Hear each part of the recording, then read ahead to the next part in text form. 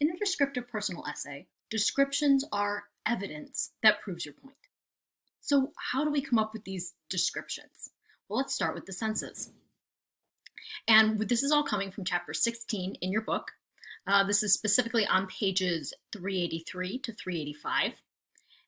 That's what you're going to be reading. Pay special attention here. Also, look at things like it's laying out the structure and brainstorming ideas. We'll be getting to those things, but go through all of that right now. And so as we break out the steps, week 2, week 3, week 4, you know where we're going with it. And also look at the extra essays that are included at the back, specifically Still Learning from My Mother and Mapping My Mother, because those really focus on sort of the way we're using the descriptive essay as a personal essay. Here's all the assignments we're going to be doing, including the quiz, and now on to a lecture about sensory details. So, does an experience happen in a single sense? Or does it happen with all of your senses?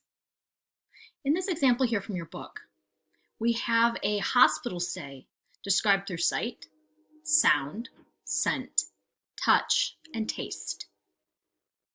And if we look at all of these details, what are these doing? What sort of point does it seem like these could be evidence for? Or are they just descriptive? Well, this first one with sight talks about the set, the hospital looking like the set of a sci-fi movie. And everyone's moving around. What is that simile? Like a set of a sci-fi movie, or excuse me, resembling the set of a sci-fi movie. What does that do for us?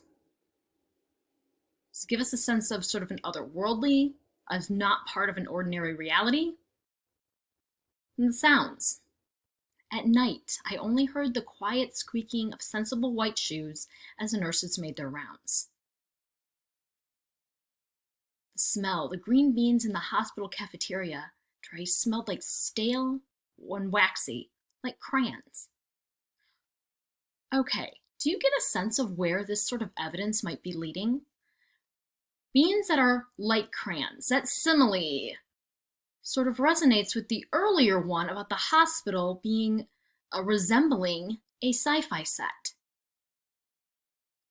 Science fiction, not part of this world. Beans that are crayons, also not part of this world. We get a sense of otherness, of alienness in this hospital stay. I could see this going towards a thesis about how the hospital is this sort of alien place for the patient. And then the bed, rough and heavy as a feed sack. Once again, the comparison that's being made, a bed as a feed sack, getting the sense of someone who's been abducted onto a spaceship. They're not sure if they're going to be eaten by these giant aliens who are sort of walking like sentinels or guards around the hospital. And then finally, this enormous gray pill that reminded me of stale licorice that my great aunt kept in a candy dishes around her house. That sort of has a different feel. That's tying this pill back to something that's home-like. So we're getting this sort of contrasting, but all of these details, could you see them leading to a focused thesis about what the experience in a hospital meant? As opposed to just, it's not just here, you can hear it, you can see it, you can smell it.